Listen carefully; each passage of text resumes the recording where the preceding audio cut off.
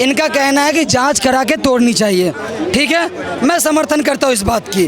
एक बात बताओ मुझे, वो कौन सा आदेश होता है जो 4 बजे सुबह में खुल जाता है? कोई भी दफ्तर खुलेगा, सरकारी दफ्तर भी खुलता है, वो 10 बजे के बाद खुलता है, लेकिन कोर्ट का ऑर्डर आने से पहले 10 बजे 4 बजे सुबह में बुलडोजर पहुंच जाता है। बाहर का भी कोई आतंकवादी था, इसी देश का था। और दूसरी सी रात को अदालत उसके लिए खुलवा सकती है सरकार, सुबह कोई कोर्ट से ऑर्डर नहीं जारी हुआ। ये अपनी मनगढ़ंत कहानी है। कोर्ट अपने टाइम पे आई और टाइम पे खुलता है, टाइम पे ऑर्डर आते हैं। जेल के अंदर जो अपराधी पड़े हुए टाइम से पहले, उनके लिए भी सजा होनी चाहिए। उनके क्यों पेंडिंग में केस पड़े हुए हैं? तो उसके लिए कोर्ट नहीं खुलेगी, लेकिन गरीबों की चुग्गी तोड़ने के लिए 3 बजे रात को कोर्ट खुलेगी। और ये उसको अफजल गुरु से कंपेयर कर रहे हैं, कौन सा कोर्ट ऑर्डर दे रहा है। अब ये कह रहे कोर्ट ऑर्डर नहीं दे रहा है, तो बुलडोजर किसका जा रहा है? फिर बुलडोजर जा किसका रहा है? फिर 2 बजे 3 बजे 4 बजे ये किसका बुलडोजर जा रहा है? ये तानाशाही नहीं है तो क्या है? एक रेलवे किनारे पर अगर तुम झुग्गी बनाओगे, अगर रेल का कोई हादसा होता तो सरकार को ठहराते हो हैं? उन्होंने जो सरकार ने जो किया है और जो कोर्ट ने किया वो सही किया है, ठीक है। उन्होंने रेल के किनारे पर जो सरकारी संपत्ति को घेर रखा है उसको हटाने का काम किया है। ये जो कह रहे हैं ना, जो दिल्ली में अवैध झुग्गी झोपड़ी है, जिनके भी आधार कार्ड है 10 साल 20 साल से ज़्यादा के नहीं है, और राशन कार्ड भी उनके 20 साल से ही बने हुए हैं। आप देख लो कब 10 साल पहले कौन गवर्नमेंट थी? मनमोहन सरकार, और 10 साल इनको हुए। अलग अलग सरकारें आती हैं। रही बात ये जो अवैध झुग्गी झोपड़ी है जितनी भी है, वो सारी सरकार ने अपना वो जो एरिया है वो कवर करा है, तो वो उनका अपना कब्जा छुड़ा के ही मानेंगे, चाहे वो गरीब हो या अमीर हो, हमें उससे कोई मतलब नहीं है। रही बात है झुग्गी उन्हों को मिलनी चाहिए जो बेचारे किराए पे रह रहे हैं 30-40 साल से। झुग्गी तो देखा जाए कई झुग्गियों में ऐसा होता है कि मतलब उनको मकान मिल चुके हैं, वो अपना वहाँ पे किराएदार को छोड़ देते और खुद रहते हैं झुग्गियों में। अरे मेरे को खुद कईयों ने बताया है कि 2 बार वो झुग्गी 2 बार मकान ले चुके हैं, 2 बार वो फिर से वो झुग्गी घेर चुके हैं, तीसरी बार। अब वो झुग्गी को किराए पे चढ़ा देते हैं। उनको गिराना चाहिए कि नहीं गिराना चाहिए? बिल्कुल गिराना चाहिए। तो हमारी तरफ से तो देखिए, इन्होंने बोला कि अवैध जो है, जो भी सरकार है अवैध, तो सरकार को भी मालूम था कि अवैध झुग्गी है। तो जब मालूम था तो फिर रेखा गुप्ता वादा क्यों करती है कि किसी झुग्गी को हम टूटने नहीं देंगे? वो उस समय भी भाषण में बोलती कि उन्होंने पूरा भाषण आप सुनिए पहले सर, कि उन्होंने ये भी कहा कि हाँ अगर कुछ गिरती हैं तो वो अवैध वाली जगह वाली गिर रही है, और जहाँ पे अगर कहीं खतरा है किसी को तो वो वाली गिरेंगी। जिससे बात बता दूं भाईजान को, कश्मीर में 200 जो भंगी थे ना वो लाए गए थे। उनको लाया इसलिए गया था कि भैया यहाँ साफ सफाई करेंगे इनकी, और उसके बाद इनकी प्योर आबादी रहने के बाद उनको आज तक नागरिकता नहीं दी। वो 6 लाख हो गए, उनको नागरिकता नहीं, उनके बच्चों को पढ़ने का राइट नहीं। यही हमारे भारत में कश्मीर में हो रहा है। आप देख लो इस तरह की चीजें, उस पर इनकी आवाज नहीं निकलेगी, उस पर इनको जानकारी भी नहीं होगी, कहेंगे हमें क्या मालूम, वो तो सरकार करे। यहाँ राय दे रहे हैं, लेकिन वहाँ पे बोलने की बारी आएगी तो वहाँ नहीं बोलेंगे। तो आप कहता हूँ कश्मीर में जैसे नागरिकता अब तो हो गई, 2 झंडे 1 संविधान 2 विधान, 6 साल की सरकार, वहाँ पे पैकेज दिया जाता, वहाँ के जो लोग थे उनको नागरिकता नहीं दी जाती, उस पर एक आवाज़ इनकी नहीं उठी। आज जो है झुग्गी गिर रही है ना, तो बांग्लादेशी का जो हो रहा है 71 के बाद का, उसी की जाँच पड़ताल हो रही है, इसलिए लोग चिल्ला रहे हैं। इसीलिए आप पार्टी उतरी है कि मेरा वोट बैंक भी मोदी जी खराब कर रहे हैं। देखो, इन लोगों के हर एक जवाब में बांग्लादेशी, पाकिस्तानी, कश्मीरी कहाँ से घुस जाता है?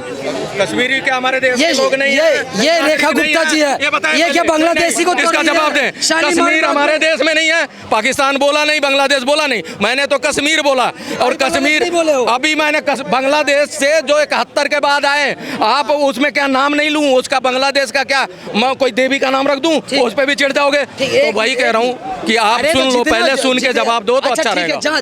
जांच करके टूटनी चाहिए थी ना, मानते हो ना इस बात को? जांच होगी तो सुनो, अरे सुन तो लो, अरे चाचा सुन लो पहले। चाचा सुनाओ, सुन लो। इनका कहना देखो, इनका कहना है कि जांच करा के तोड़नी चाहिए, ठीक है, मैं समर्थन करता हूँ इस बात की। एक बात बताओ मुझे, वो कौन सा आदेश होता है जो 4 बजे सुबह में खुल जाता है? कोई भी दफ्तर खुलेगा, सरकारी दफ्तर भी खुलता है वो 10 बजे के बाद खुलता है, लेकिन कोर्ट का ऑर्डर आने से पहले 10 बजे 4 बजे सुबह में बुलडोजर पहुंच जाता है और बिना किसी क्या बोलते हैं इत्तला किए हुए वो जाकर के बुलडोजर चला दिया जाता है। 3 बजे हालत खुल जाती है, इतनी बड़ी सुप्रीम कोर्ट। एक मिनट झुग्गी वाले को ये अफजल गुरु मानते हैं, झुग्गी वाले गरीबों को ये लोग अफजल गुरु मानते हैं, उसको आतंकवादी मानते हैं। अरे शर्म करो। अदालतें अपने देश के लिए खुल रही हैं, अपने देश के फैसले ले रही हैं, टाइम से ज्यादा काम करना चाहती हैं, टाइम से ज्यादा वर्क कर रही हैं, अच्छी बात है ना। अब उसमें भी 4 बजे गरीबों के लिए उसमें भी पेट में दर्द कि अदालत ज्यादा काम क्यों कर रही है, पहले तो कम ही करती थी। क्या कर जेल के अंदर जो अपराधी पड़े हुए हैं टाइम से पहले उनके लिए भी सजा होनी चाहिए, उनके क्यों पेंडिंग में केस पड़े हुए हैं? तो उसके लिए कोर्ट नहीं खुलेगी, लेकिन गरीबों की चुग्गी तोड़ने के लिए 3 बजे रात को कोर्ट खुलेगी और ये उसको अफजल गुरु से कंपेयर कर रहे हैं। अरे गरीबों को आतंकवाद बोलते हैं, तुम आतंकवाद हो। नहीं होगा भाई साहब, आतंकवादी। हाँ ठीक है, आतंकवाद है ना, जवाब देंगे तो आतंकवाद हो जाता है। ये बता दें कौन सी कोर्ट ने इनको 6 बजे ऑर्डर दे दिया चुग्गी तोड़ने? कैसे बोल दिया? अफजल गुरु यहीं का था, बाहर का भी कोई आतंकवादी था, इसी देश का था। और दूसरी सी रात को अदालत उसके लिए खुलवा सकती है सरकार, सुबह कोई कोर्ट से ऑर्डर नहीं जारी हुआ। ये अपनी मनगढ़ंत कहानी है। कोर्ट अपने टाइम पे आई और टाइम पे खुलता है, टाइम पे ऑर्डर आते हैं। आप उसका देखो, आपको बताऊं, इस तरह की ना भ्रमित मत करो कि कोर्ट 6 बजे उठ के कहती है जाओ बुलडोजर लेके जाके वो झुग्गी तोड़ दो, और प्रशासन दौड़ पड़ता है, पेट्रोल डीजल डाला होता है उसमें और लाके धड़ाधड़ तोड़ जाता है 6 बजे से 7 बजे के बीच में। इस तरह का भ्रमित मत करो। जो हो रहा है वो कानूनी कर रहा है, कोई अपराधी नहीं कर रहा, कानून कर रहा, प्रशासन कर रहा है, एमसीडी कर रही है। एमसीडी वही है जो सबके घर के आगे रोड बना के दे रही है, सारी सुख सुविधाएं एमसीडी करा रही है। एमसीडी हमारी एक संस्था है, हमारी जुडिशरी का हिस्सा है और वो अपना काम कर रही है। देखो ये महिला है, ये कोई अफजल गुरु की ना रिश्तेदार है, ना ये अफजल गुरु की कोई रिश्तेदार है, ना ये बांग्लादेशी हैं। ये एक हिंदू महिला है और हमारे देश की है, इस भारत देश की है। इनके घर को तोड़ा गया बिना, इनके घर को तोड़ा गया वो भी बिना, सुनो हिंदू देख के तोड़ा। अरे सुनो, अरे मैं क्या कह रहा हूँ, ना ये इसी देश की नागरिक है, बांग्लादेशी नहीं है ये, और ये आज से नहीं रह रही है, कम से कम 30-40 सालों से रह रही है, ठीक है। और सुनो, इनके घर को जब तोड़ा गया, इसकी सहेली वो आत्महत्या करके सुसाइड करके मर गई, और इनका कहना है कि अगला नंबर इसका है। और ये कहते हैं कि कोर्ट 2-2 बजे रात में कोर्ट ऑर्डर देती है खुद तोड़ने का। कौन सा कोर्ट ऑर्डर दे रहा है? अब ये कह रहे कोर्ट ऑर्डर नहीं दे रहा है तो बुलडोजर किसका जा रहा है? फिर बुलडोजर जा किसका रहा है? फिर 2 बजे 3 बजे 4 बजे ये किसका बुलडोजर जा रहा है? ये तानाशाही नहीं है तो क्या है? जो रेलवे किनारे पर, एक रेलवे किनारे पर अगर तुम झुग्गी बनाओगे, अगर रेल का कोई हादसा होता तो सरकार को ठहराते हो हैं? उन्होंने जो सरकार ने जो किया है और जो कोर्ट ने किया वो सही किया है, ठीक है। उन्होंने रेल के किनारे पर जो सरकारी संपत्ति को घेर रखा है उसको हटाने का काम किया है, और उनको नोटिस भेजा गया था पहले, 2 महीने पहले भेजा गया था। इसीलिए बुलडोजर चाहिए, उल्टी जो मर्जी भटके जा रहे हैं लोग। अरे सब रेल पटरी पर, सुनो तो सारा रेल पटरी पर नहीं है।